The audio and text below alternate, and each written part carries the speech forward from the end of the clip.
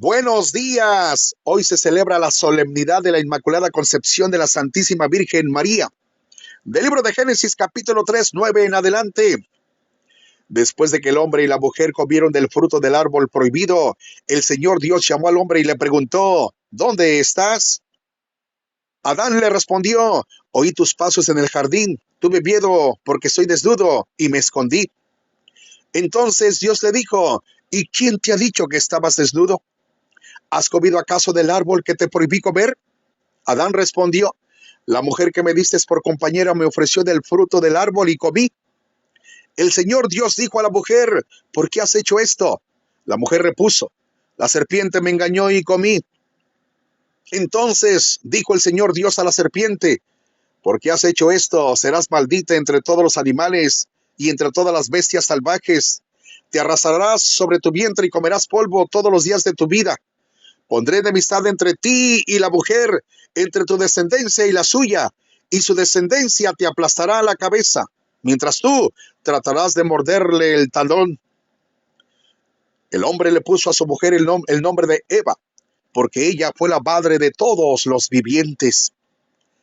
Palabra de Yahvé, Dios de los ejércitos. Cantemos al Señor un cántico nuevo, pues ha hecho maravillas. Alabanzas al Señor del Salmo 97. Su diestra y su santo brazo le han dado la victoria. El Señor ha dado a conocer su victoria y ya ha revelado a las naciones su justicia. Una vez más, ha demostrado Dios su amor y su lealtad hacia Israel. La tierra entera ha contemplado la victoria de nuestro Dios. Que todos los pueblos y naciones aclamen con júbilo al Señor. Cantemos al Señor un cántico nuevo, pues ha hecho maravillas. De la carta a los Efesios, capítulo 1, versículo 3 en adelante. Bendito sea Dios, Padre de nuestro Señor Jesucristo, que nos ha bendecido en Él con toda clase de bienes espirituales y celestiales. Él nos eligió en Cristo antes de crear el mundo, para que fuéramos santos y irreprochables a sus ojos, por el amor, y determinó, porque así lo quiso, que por medio de Jesucristo fuéramos sus hijos, para que alabemos y glorifiquemos la gracia con que nos ha favorecido por medio de su Hijo amado. Con Cristo somos herederos también nosotros. Para esto estábamos destinados, por decisión del que lo hace todo según su voluntad, para que fuéramos una alabanza continua de su gloria, nosotros los que ya antes esperábamos en Cristo. Palabra de Dios, te alabamos, Señor. Aleluya, aleluya.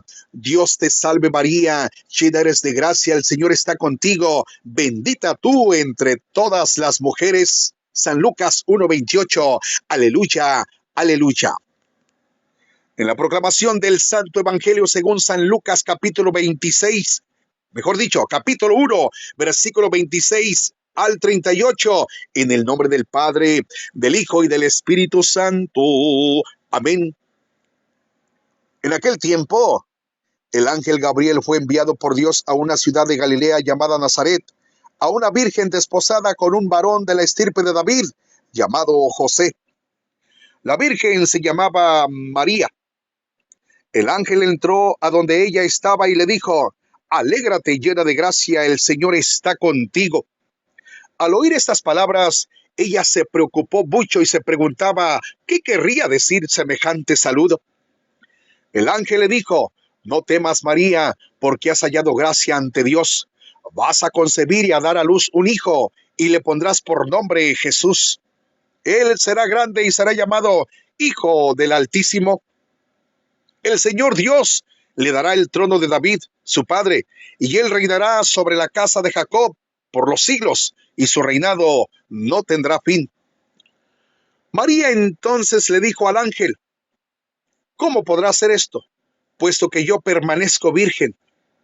El ángel le contestó: El Espíritu Santo descenderá sobre ti, y el poder del Altísimo te cubrirá con su sombra. Por eso, el santo que va a nacer de ti será llamado Hijo de Dios. Ahí tienes a tu parienta Isabel, que a pesar de su vejez, ha concebido un hijo, y ya va en el 6º mes, la que llamaban estéril, porque no hay nada imposible para Dios. María contestó: yo soy la esclava del Señor, cumplas en mí lo que me has dicho. Y el ángel se retiró de su presencia. Palabra del Señor. Gloria y honor a ti, Señor Jesús. El Señor hizo en mí maravillas. Gloria al Señor, dijo María. La festividad de la Inmaculada en medio del Adviento desata, religiosamente hablando, todos los resortes más sensibles y utópicos de lo que ha perdido la humanidad entera. Si analizamos todo ello psicológicamente, habría que recurrir a muchos elementos culturales, ancestrales, pero muy reales, del pecado y la gracia. El contraste entre la mujer del Génesis, que se carga de culpabilidad, y la mujer que aparece en la Anunciación resuelve desde el proyecto del Dios del amor lo que las culturas antifeministas o feministas no pueden resolver con discusiones estériles. En la primera lectura del Génesis 3:9 en adelante es la exposición catequética y teológica de un autor llamado Yavista, que se limita a poner por escrito toda la tradición religiosa de siglos en ambientes culturales diversos sobre la culpabilidad de la humanidad. Adán, Eva. Lo prohibido o lo vedado nos abruma, nos envuelve, nos fascina, nos empapa en libertad desmesurada, hasta que vemos que estamos con las manos vacías. Entonces empiezan las culpabilidades. La mujer, el ser débil frente al fuerte, como ha sucedido en casi todas las culturas, carga con más culpa por parte del varón, pero no por parte de Dios. Y por medio aparece el mito de la serpiente como símbolo de una inteligencia superior a nosotros mismos, que no es divina, pero lo parece. Es muy razonable que debamos desmitologizar muchas cosas del relato, pero eso no quiere decir que esté falto de sentido. Es verdad que hoy no podemos concebir que el pecado original consiste en comer o no comer de un árbol prohibido, pero el relato deja ciertas pistas que son elocuentes. El ser humano, instigado por la serpiente, quiere absolutizar su vida, quiere absolutizarse a sí mismo y apoderarse de lo creado como un ser divino, prescindiendo del Dios creador. A la vez, la experiencia de la alteridad se muestra en lo que el otro es peor que yo. Esto sí que explica muchos males en la historia de la humanidad. Así comienza un camino de despropósitos, sencillamente porque el ser humano, con su chispa divina en el corazón y en el alma, no es nada sin Dios. ¿Quién podrá devolver a la humanidad todo su sentido? Dios mismo. Pero cuando la humanidad se abra profundamente a su creador. El mal siempre ha sido descrito míticamente, pero en realidad el mal lo hacemos nosotros y lo proyectamos al que está enfrente de nosotros, especialmente si es más débil. Según una visión cultural equivocada, ¿quién podrá liberarnos de ello? Siempre se ha visto en este texto una promesa de Dios, una promesa para que podamos percibir que el mal lo podemos vencer sin proyectarlo sobre el otro, si sabemos amar y valorar a quien está a nuestro lado. En este caso, el hombre a la mujer y la mujer al hombre, su cónyuge.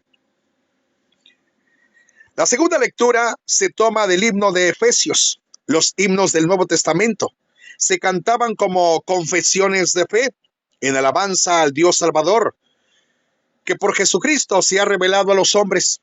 Esta carta, que se atribuye al apóstol Pablo o a uno de sus discípulos, ha recogido este himno en el que se nos presenta a Cristo ya desde los orígenes, antes incluso de la creación del mundo, y con Cristo se tiene presente a toda la humanidad.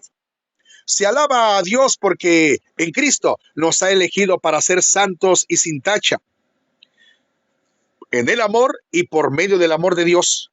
Como santos nos parecemos a Dios y por eso estamos llamados a vivir sin la culpabilidad y el miedo del pecado. Esto lo logra Dios en nosotros por el amor, porque Dios nos ha destinado a ser sus hijos y no sus rivales. Por lo mismo, esta historia de culpabilidad entre los fuertes y los débiles, entre hombre y mujer, es atentar contra la dignidad de la misma creación. Cristo pues viene para romper definitivamente esa historia humana de negatividad y nos descubre por encima de cualquier otra cosa que todos somos hijos suyos, hijos de Dios, hombre y mujer, esclavos o libres. Estamos llamados a la gracia y al amor. Esta es nuestra herencia.